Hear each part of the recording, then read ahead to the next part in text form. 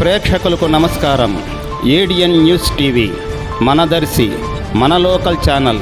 ADN news TV ప్రేక్షకులకు నమస్కారం. వార్తలు చదువుతుంది మీ ప్రసన్నారాం.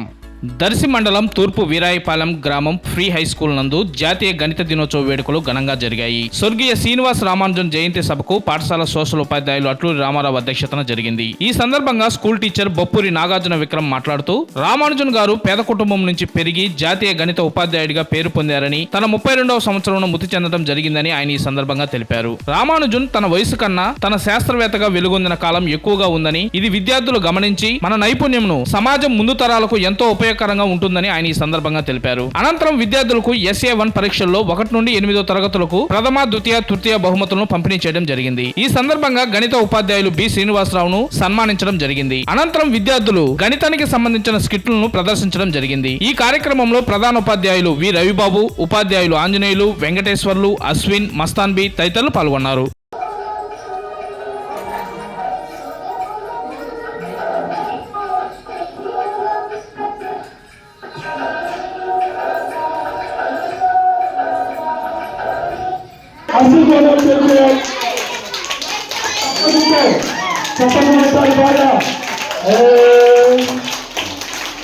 Okay.